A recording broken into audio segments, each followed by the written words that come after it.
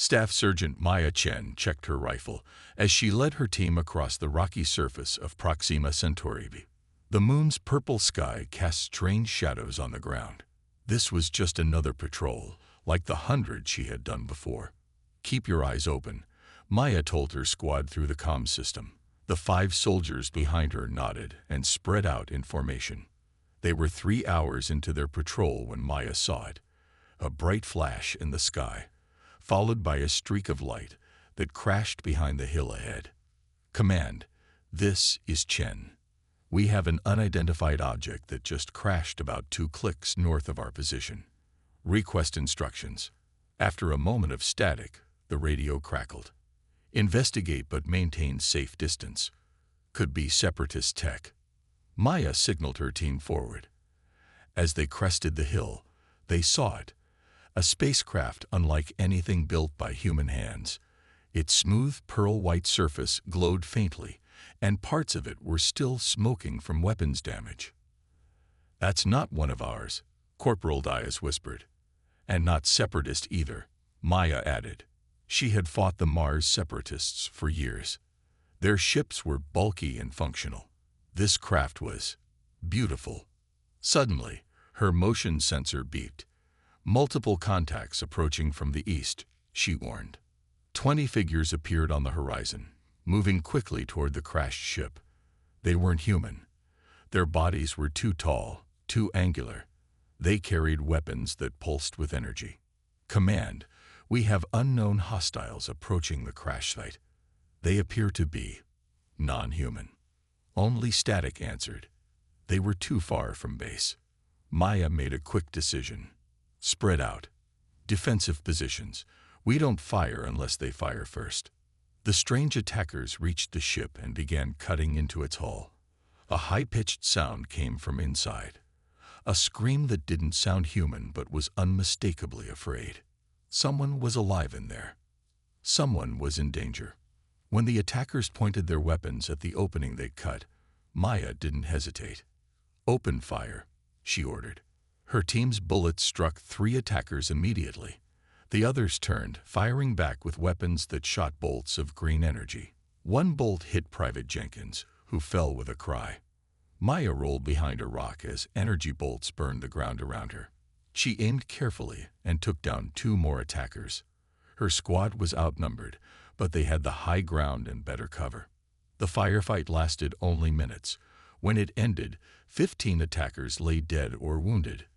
The others had retreated. "Secure the perimeter," Maya ordered as she approached the damaged ship. The cut section of hull was open. Inside, huddled against the far wall, was a figure. It looked almost human, except for the pale blue skin that seemed to glow from within and the large silver eyes that watched Maya with fear. "It's okay," Maya said, lowering her weapon. "We're not going to hurt you." The being spoke, making musical sounds Maya couldn't understand, but the fear in those silver eyes was universal. Maya extended her hand slowly. "You're safe now." The alien hesitated, then reached out with a 6-fingered hand. As they touched, a spark of blue energy passed between them, and suddenly Maya could understand the words in her mind. "Thank you, human warrior. I am Princess Zulara of the Centauri Dominion. You have saved the daughter of the Emperor, and my father's gratitude will know no bounds." Maya stared in shock. First contact with an alien civilization, and she'd already gotten involved in what looked like an interstellar conflict. I'm Staff Sergeant Maya Chen, United Earth Defense Force," she replied. "And I think we have a lot to talk about." Behind them, her comm unit finally crackled to life with urgent messages from command. The universe had just gotten a whole lot bigger. 3 months after the Vorsic retreat, Maya stood on the observation deck of the new Centauri Human Embassy. The massive structure floated in Earth orbit, its crystal walls shimmering with colors that shifted between human and Centauri patterns. Maya had changed since the day she united humanity's consciousness. Her recovery had been slow, but her powers had grown stronger. The blue patterns under her skin glowed more brightly now, and she could float without effort. But the biggest change was inside her mind. Princess Zular asked, floating up beside her. Maya smiled. Hard not to. It's not every day you become the first hybrid ambassador between two species. Through their mental bond, Maya felt Xyler's pride and affection. Their connection had deepened since the battle, becoming something beyond friendship or diplomatic alliance. The Vorsic representatives have arrived, Xyler said. They're requesting to meet with you before the official talks begin. Maya nodded. I still find it strange that they want peace now. They fear what humanity could become, Xyler replied. You showed them something they had never seen before, billions of minds working as one while still remaining individual. Maya looked down at Earth. Since the planetary connection, thousands of humans had developed minor telepathic abilities. They couldn't read minds like Maya could, but they felt connected to each other in ways never before possible. Scientists, artists, and engineers were collaborating at unprecedented levels, creating technologies that merged human innovation with Centauri biological knowledge. Ambassador Chen, the Earth representatives have arrived, a young officer announced. Maya turned to see General Williams leading a group of Earth officials. They still looked at her with a mix of awe and uncertainty, not quite human anymore, but the person who had saved them all.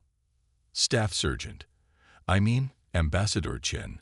Williams corrected himself with a smile. Everything is ready for tomorrow's ceremony. Thank you, General, Maya replied. She could sense his genuine respect, along with a faint shadow of memory from his time under Vorsic influence. He had recovered, but the experience had changed him, as it had changed all who had been infected. Later that day, Maya met with the Vorsic delegation. Their leader, Supreme Geneticist Krav, was tall and thin with gray-green skin that could shift appearance at will. 3 months ago, he had been an enemy commander. Now he approached her with cautious respect. Human Centauri Chen. Krav greeted her formally. We are grateful for this opportunity to establish new relations. Maya studied him with both her eyes and her mind. She could sense his emotions, fear mixed with fascination. Why did you really come, Supreme Geneticist? The Vorsic have never sought peace before. Krav's skin rippled. What happened 3 months ago changed everything. For generations, the Vorsic believed our path of genetic domination was the only way forward. We thought all species must either evolve as we dictate or perish. And now? Maya asked. Now we have seen another path. When you united human minds, you showed us something we had never considered. Evolution through cooperation rather than control.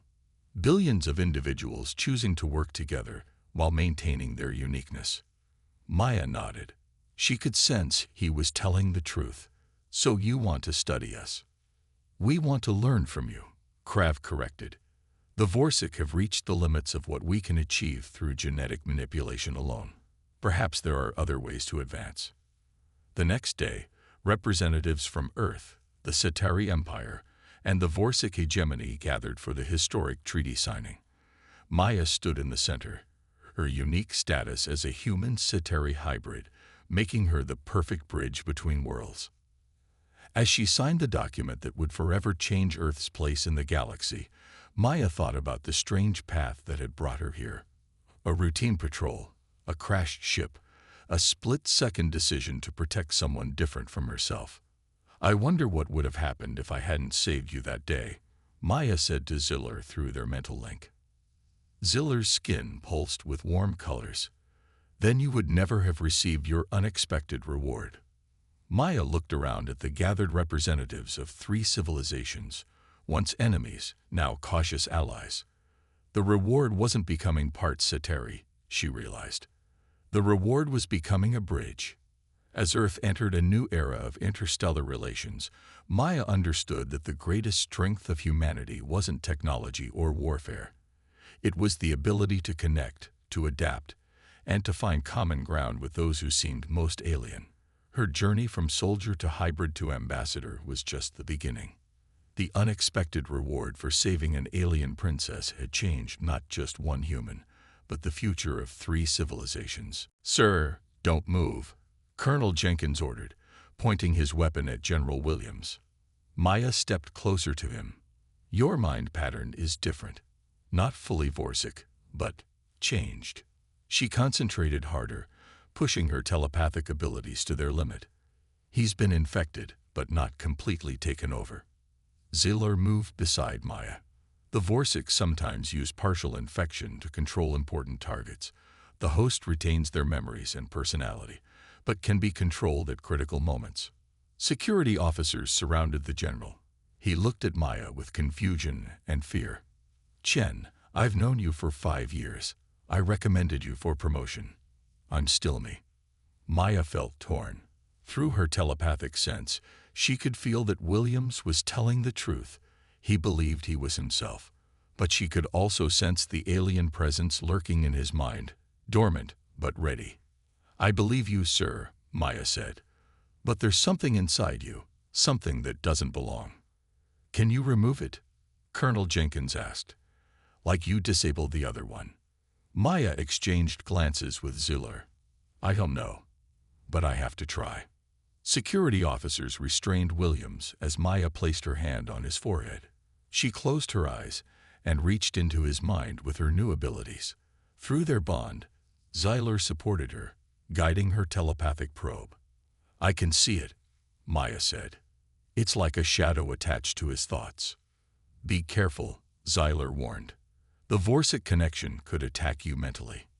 Maya focused, visualizing the alien presence as a dark web threaded through William's mind. She carefully began to separate it, pulling the foreign thoughts away from his own. Suddenly, Williams screamed. His body convulsed as the Vorsic infection fought back. Maya felt a surge of alien hatred directed at her. The mental attack was powerful, threatening to overwhelm her. Hold on, Ziller told her, strengthening their bond. Maya pushed harder, drawing on both her human determination and Cetari abilities. With a final mental thrust, she tore the Vorsic presence free from William's mind. The general collapsed unconscious. Maya staggered back, feeling drained. Did it work? Colonel Jenkins asked. Yes, Maya said, breathing hard. The infection is gone. But the Vorsic now know we can detect them, Ziller added. They will accelerate their plans. Within hours, General Williams regained consciousness. His mind was clear, but his memories revealed disturbing information. They've been here for years, he told the Emergency Council, slowly infiltrating our government and military. They've infected hundreds, maybe thousands of people. What's their goal? Jenkins asked. They've planted some kind of biological trigger in Earth's water supply, Williams explained.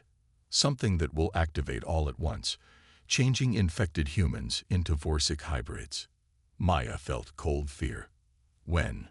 3 days from now. That's when their main fleet arrives to take control of the transformed population. The room fell silent as the terrible scale of the threat became clear. We can't find and cleanse thousands of people in 3 days, Jenkins said. It's impossible. Maya looked at Ziller, an idea forming between them through their mental connection. Maybe we don't have to find them all, Maya said. What if we could neutralize the trigger itself? The trigger is biological, Williams explained. It's designed to react to a signal from the Vorsic fleet. Then we need to create a countermeasure, Maya said. Something that blocks the signal or prevents the trigger from activating. Ziller's skin pulsed with excitement. The Cetari have been fighting Vorsic biology for generations. Our scientists might be able to help. But we still need to find the most important infiltrators, Maya added, the ones in positions of power. Over the next day, Maya began a systematic search through Earth's military and government. Using her unique telepathic abilities, she identified dozens of Vorsic infiltrators and partially infected humans. With Ziller's help, she cleansed the infections, freeing the humans from Vorsic control. Each freed person remembered what the Vorsic had done while controlling them, providing valuable intelligence about the invasion plan. As the deadline approached, Maya faced an impossible choice. They couldn't find all the infiltrators in time. The only way to save Earth might be to use her telepathic abilities on a scale never attempted before. I need to connect to everyone, she told Xylar. All of humanity at once. Xylar's skin darkened with concern. That could kill you. No mind can handle that many connections. If I don't try, billions will die or become Vorsic slaves, Maya replied. We're out of options. The countdown to invasion had begun. Maya prepared for the greatest challenge of her new existence, connecting to 7 billion human minds to save her species. 3 days after the rescue, Maya found herself on a Centauri ship headed for their homeworld. Earth's leaders had quickly arranged this diplomatic mission after learning about the vast Centauri Empire. Maya was chosen as Earth's representative because of her connection with Princess Xylar. Maya stared out the viewing port at the stars streaking by. The Centauri ship moved faster than any human vessel could travel. Is this your first time experiencing fold space travel? Princess Xylar asked as she floated into the room. The princess didn't walk like humans. She glided a few inches above the floor. Everything about your people is my first time experiencing it, Maya answered with a smile. Xylar's skin pulsed with soft blue light. Maya had learned this was how Centauri showed amusement. We will arrive at the royal city in 6 hours, Xylar said. I should prepare you for meeting my father, the emperor. Maya straightened her uniform. Will he be angry that humans have entered Centauri space? No. He will be grateful you saved me. But our court has complex rules. More complex than Earth's military? Maya asked. Xylar's skin darkened, a sign of seriousness. The Centauri have been at war with the Vorsic hegemony for 3 generations. The Vorsic are the ones who attacked my ship. They can change their bodies to look like other species, and they want to control all life in the galaxy. Maya felt a chill. And they know about Earth now. Yes, that is why this meeting is important. Our peoples must become allies. When they arrived at the Centauri homeworld, Maya gasped. Huge crystal towers rose from an ocean of purple liquid. The buildings seemed alive, changing colors and shapes slowly. Our buildings are grown, not built, Xylar explained as they descended to the royal palace. They are living organisms that serve us.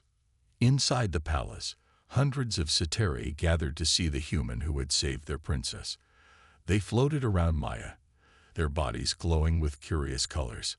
Some released scents that made Maya feel dizzy. Another way Centauri communicated. They are trying to welcome you, Xylar whispered. But they don't know human bodies can't understand scent speech. It's okay, Maya said, though she felt overwhelmed. Everything was so alien. The floating people, the living walls that pulsed with light, even the air felt thick and sweet. The emperor waited on a platform of swirling crystal. He was larger than other Centauri, his blue skin almost white with age. When he spoke, Maya felt the words in her mind rather than hearing them. Human warrior who saved my daughter. The emperor's voice echoed in her head. The Centauri Empire owes you a debt. Maya bowed, remembering Xylar's instructions. I only did what any soldier would do, Your Highness. The emperor floated closer. You are modest, but your actions may have changed the course of the war. The Vorsic have feared meeting humans. Now I understand why. Maya looked confused. Feared humans, but they're clearly more advanced than us. The emperor's skin rippled with colors Maya couldn't interpret. The Vorsic can control most species with their genetic technology. But your kind has resistance they do not understand. Court advisors floated forward, their bodies flashing with urgent patterns. They released clouds of scent that made Maya cough. They fear an alliance with humans, Xylar translated. They think you are too unpredictable. And what do you think? Maya asked the princess. I think unpredictability is exactly what we need to defeat the Vorsic. The emperor raised his many-fingered hand, and the court fell silent. Staff Sergeant Maya Chen, I have made a decision. You will receive the highest honor the Centauri can bestow. Maya stood straight, expecting a medal or title. You will be joined to the royal bloodline, the emperor continued.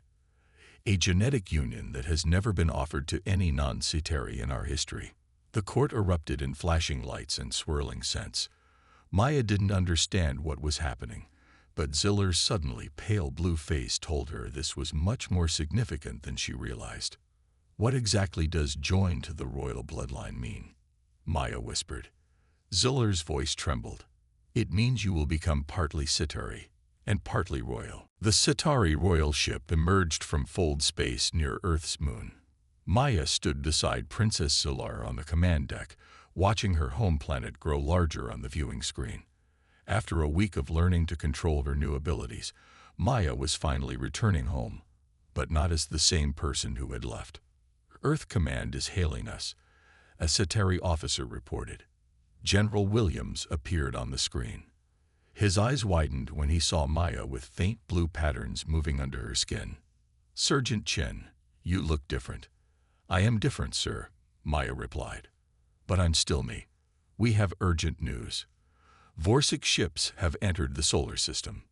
We've detected no alien vessels except the Cetari ship you're on. Maya exchanged looks with Ziller. That's because they don't want to be found. The Vorsic can disguise their technology, as well as their bodies. After landing at Earth's main spaceport, Maya faced suspicious stares from her fellow soldiers. Some looked afraid of her, others curious. Her old squad approached cautiously. Chen, is that really you? Corporal Diaz asked. It's me, Maya assured him. Just with some upgrades. Can you really float like they do? Private Jenkins asked, pointing at Ziller and her Cetari guards. Maya smiled and lifted a few inches off the ground. Her former team gasped. That's amazing, Jenkins whispered. General Williams called Maya and Ziller to an emergency meeting with Earth's Defense Council.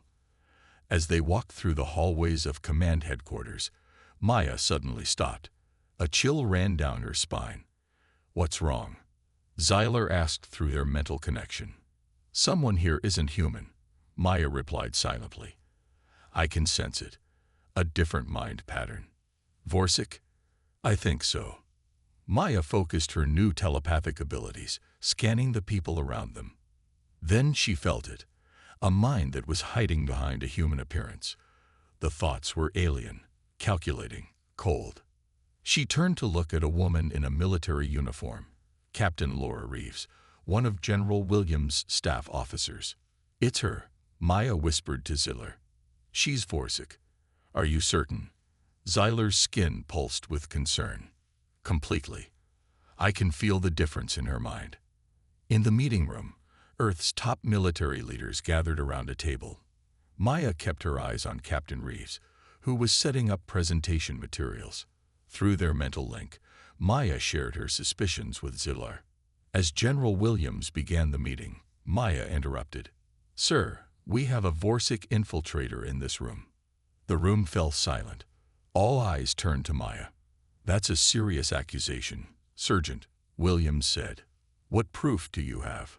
My new abilities let me sense Vorsic minds, Maya explained. Captain Reeves is not human. Captain Reeves laughed. That's ridiculous. I was born in Chicago. I've served in the military for 15 years. The real Captain Reeves probably did, Maya countered. When did you replace her? Reeves' face hardened. General, this is absurd. Chen is compromised by alien DNA.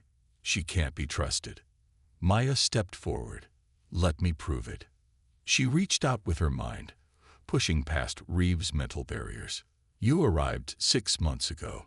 You took Reeves' form after studying her for weeks. You've been sending reports to a hidden Vorsic ship near Jupiter. Reeves' eyes widened. Then suddenly, her body began to change. Her skin rippled and shifted, turning gray-green. Her fingers elongated into claws. Several officers drew their weapons. Stop her, Maya shouted. The transformed Vorsic leaped across the table with inhuman speed, heading for the door. Maya focused her mind and lifted herself into the air, cutting off the escape route. The Vorsic hissed, revealing sharp teeth. Surrender, Maya ordered. Instead, the Vorsic lunged at her, Maya felt Zyler's thoughts merge with hers, lending strength. Together, they created a telepathic burst that hit the Vorsic directly. The creature screamed and collapsed. "What did you do?" General Williams asked, staring at the unconscious alien. "Mental shock," Zyler explained. "Combined, our abilities are stronger." Maya landed gently on the floor. "Sir, this is just one infiltrator. There will be more. The Vorsic have been studying Earth, planning something big. How can we find them?" Williams asked. "We can't tell them apart from humans." Maya straightened her shoulders. "I can. That's why I came back." She turned to look at each person in the room. "And there's something else you should know. My abilities detected another non-human mind in this room." Everyone tensed as Maya walked slowly around the table. "Who is it?" Williams demanded. Maya stopped in front of General Williams himself. "It's you, sir." The joining ceremony took place in the heart chamber of the royal palace. Maya stood in the center of a crystal platform surrounded by Ceteri nobles. Their skin lights pulsed in unison, creating patterns that flowed across the room like waves. Emperor Jean floated above them all, his royal white-blue skin glowing brightly. Princess Zillar stood beside Maya, her hand gently touching Maya's shoulder. "Are you certain of your choice, human warrior?" the emperor asked. Maya nodded. "I am." 4 royal scientists approached with a floating crystal bowl. Inside was a glowing blue liquid that moved like it was alive. "This contains royal Ceteri DNA," Thiller explained. "You must drink it all." Maya took the bowl with steady hands. The liquid smelled like the ocean and something else, something alien. She closed her eyes and drank it quickly. At first, nothing happened. Then a warm feeling spread from her stomach to her fingertips. Her skin began to tingle. "Now, the connection," Zyler said softly. The princess placed her hand on Maya's forehead. Suddenly, Maya felt like her mind was opening, stretching to connect with something vast and alien. Zyler's thoughts touched hers, not with words, but with feelings and images and memories. Maya gasped as pain shot through her body. She fell to her knees, but didn't cry out. She was a soldier. She could handle pain. "Something is wrong," one scientist said, his skin flashing with alarm patterns. "The human body is reacting too quickly. It should take days for the first changes to begin," another added. Maya felt like her blood was on fire. Through her connection with Zillar, she felt the princess's fear and concern.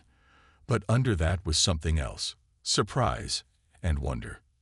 "Let it happen," Zillar commanded. "Her body knows what to do." Maya's vision blurred. The pain intensified, then suddenly stopped. She felt lighter, as if gravity had weakened. When she looked down at her hands, faint blue patterns moved under her skin, not as bright as Ceteri skin lights, but definitely not human. "The joining is complete," the emperor announced. But it happened in minutes instead of days. Maya stood, surprised to find herself floating a few inches off the floor. She could feel Zyler's thoughts, and beyond her, the faint presence of other Ceteri minds. It was overwhelming. "I can feel all of you," she whispered. "So many minds." Thaler floated forward, scanning Maya with a crystal device. "Impossible. The genetic changes are already complete, and the telepathic connection is stronger than we've ever seen." Maya turned to Zillar. "Can you hear my thoughts?" She asked mentally. "Yes. Very clearly, Zillar's thoughts answered. This is unprecedented. Maya suddenly felt dizzy as thousands of alien thoughts pressed against her mind. She wasn't prepared for this level of mental connection. Her human brain had never experienced anything like it. "She's overwhelmed," Zyler said aloud. "Everyone except me, please shield your thoughts." The mental pressure eased as the Ceteri closed their minds. Maya took a deep breath. "Thank you," she said. She looked at her arms where blue patterns still moved under her skin. "What else has changed about me?" "We need to run tests," Feller said. Your human biology has adapted the royal DNA in ways we did not expect. Over the next few hours, Maya discovered her new abilities. She could float like the Centauri, communicate through skin patterns, and sense the emotions of those around her.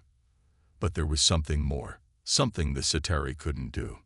Try to sense that guard's thoughts, Xyler suggested, pointing to a palace guard across the room. Maya focused on him.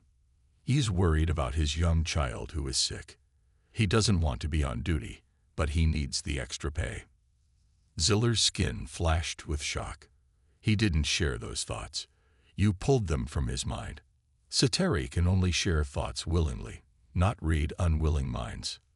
Is that bad? Maya asked. It's unexpected. Your human brain processes telepathy differently. A royal messenger burst into the room, skin flashing urgent red patterns. Your Highness, Vorsic vessels have been detected near Earth's solar system. Maya felt cold fear. Through her connection with Xyler, she felt something else. Grim determination. They followed us, Maya realized. They're going after Earth. The Emperor's skin darkened. Then we must prepare for war. Maya stood taller, feeling the strange mix of human determination and Centauri telepathy strengthening her resolve. No, Your Highness. I need to go home. I can sense Vorsic now. I can help protect Earth. She wasn't just human anymore, but she would use her new abilities to save her people. The unexpected reward had given her the power to fight back. Maya stood frozen as the Emperor's words echoed in her mind. Become partly Centauri. Join to the royal bloodline. I need to speak with my superiors, she said carefully. The Emperor's skin darkened. Of course. You have until tomorrow's rising of our third son to decide. After the court meeting ended, Maya followed Xyler to a private chamber. The walls pulsed with soft light that matched Xyler's worried skin patterns. What exactly will this joining do to me? Maya asked.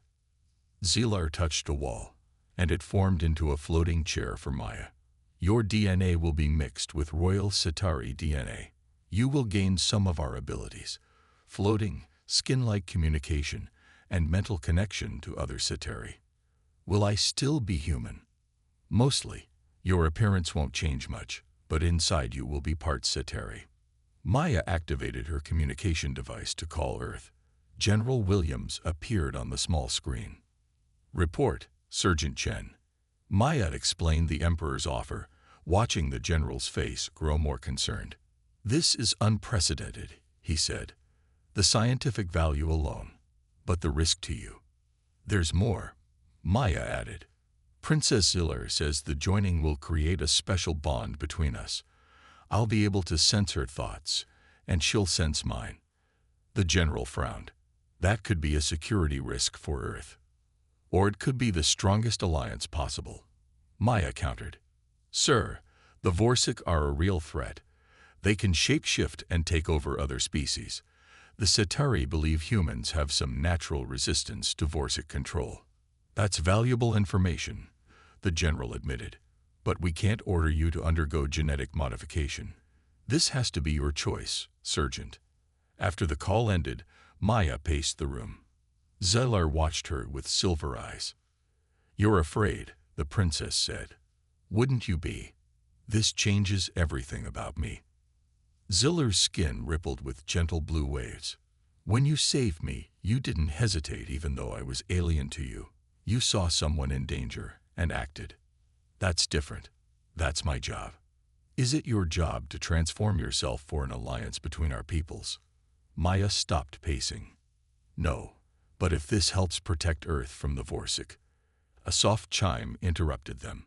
Another Centauri entered, floating gracefully. His skin glowed with formal patterns. Royal Scientist Thuller, Xyler introduced him. He will answer your questions about the joining. Thuller bowed slightly. The procedure has never been attempted with a human before. Your biology is interesting. Your cells adapt quickly, and your immune system is aggressive. Is it dangerous? Maya asked. All change involves risk, Thuller replied. But we believe your human adaptability will help the process. The royal DNA should integrate within a few weeks. Weeks. Maya hadn't expected it would take so long. That is unusually fast, Thiller explained. For most species, it would take months. Maya thought about her team back on Proxima Centauri, about her family on Earth. Would they recognize what she would become? There is one more thing you should know, Zyler said, her skin darkening to nearly purple. The mental bond between us will be permanent. Our minds will always be connected. Maya stared at the alien princess. You mean you'll always be able to read my thoughts? Not exactly. We will sense each other's emotions, and sometimes clear thoughts if they are directed at each other. It is intimate. Maya felt a chill. This wasn't just about changing her body. This was about sharing her mind with an alien forever. Why me? Why not choose a diplomat or scientist? Ziller floated closer. Because you acted without hesitation to save someone different from yourself. That quality is rare in any species. As the third sun began to rise, casting rainbow light through the crystal walls, Maya made her decision. She wouldn't just be changing herself. She would be creating a bridge between two species. I'll do it, she told Zyler. I'll accept the joining. The princess's skin lit up with brilliant blue joy. Then let us prepare. The ceremony begins at high sun. Maya took a deep breath. In a few hours, she would no longer be fully human. The reward for saving an alien princess would change her forever. Maya sat cross-legged at the center of a circle of Centauri technology. The Centauri scientists had built a telepathic amplifier using crystals that pulsed with blue light. Princess Ziller sat opposite Maya, her skin glowing with worry. Are you ready? Zyler asked through their mental link. As ready as I'll ever be, Maya replied. She looked at the screens showing the Vorsic fleet approaching Earth. Less than 6 hours remained before the biological trigger would activate. General Williams, now free of Vorsic control, stood nearby with other military leaders. All our defenses are ready, but they won't be enough if the population starts transforming. I won't let that happen, Maya said. She turned to Ziller. Let's begin. The Centauri scientists activated the amplifier. Crystal energy flowed into Maya, expanding her telepathic range. She closed her eyes and reached out with her mind. First, she connected to the people in the room. Then to everyone in the building. Her mental web spread across the city, touching thousands of minds. It was overwhelming. So many thoughts, emotions, and memories flooding into her consciousness. Focus, Zyler guided her. Don't try to process everything. Just create the connections. Maya's skin began to glow brighter as she pushed her abilities further. Sweat beaded on her forehead as she extended her reach across countries and continents. Millions, then billions of minds flickered at the edges of her awareness. It's too much, she gasped. Pain shot through her head as blood began trickling from her nose. You're trying to control it all, Zyler said. Don't control, just connect. Maya changed her approach. Instead of trying to hold all the connections herself, she created a network where each mind linked to those around it. Like a web with billions of intersections, all touching, all connected, but not centralized on her. Suddenly, the barriers fell. Maya felt herself spreading across the planet, touching every human mind simultaneously. She wasn't controlling them. She was joining them together. I've done it, she whispered, her voice strained. I can feel everyone. Through the vast network, Maya sensed the Vorsic infiltrators, thousands of them scattered across Earth. More importantly, she could feel the biological trigger within millions of humans, waiting to activate. Now, she told Zyler, tell the scientists to send the counter-signal. The Centauri activated their technology, sending a pulse through Maya's telepathic network. The signal raced along the connections, reaching every human on Earth. Maya felt something unexpected happening. The humans weren't just receiving the signal, they were amplifying it, changing it. Human minds, connected together, began solving the problem collectively. Doctors, scientists, and ordinary people contributed unconsciously, their combined knowledge creating something new. "It's working," Maya said in amazement. "Humanity is fighting back together." Across the planet, people stopped what they were doing as they felt the strange connection. For a moment, every human was aware of every other human. They could feel the Vorsic threat, and together, their minds rejected the alien biology. The Vorsic infiltrators screamed as their control was broken. The biological trigger dissolved, rendered harmless by the collective human immune response. On the screens, the Vorsic fleet faltered. Their ships lost formation as the psychic backlash hit them. The telepathic connection had created a defensive wave that extended beyond Earth. Maya's body began to fail under the strain. Blood streamed from her eyes and ears. Her heart raced dangerously fast. "Maya, you need to stop," Zyler cried, feeling Maya's pain through their bond. "Not yet," Maya gasped. "Almost done." With the last of her strength, Maya sent a message through the network to the Vorsic fleet. She showed them billions of human minds united as one, an impenetrable wall of consciousness that would fight to the last person. She showed them what would happen if they continued their attack: total defeat. The Vorsic fleet began to retreat. As Maya's vision darkened, she felt Ziller's mind fully merge with hers.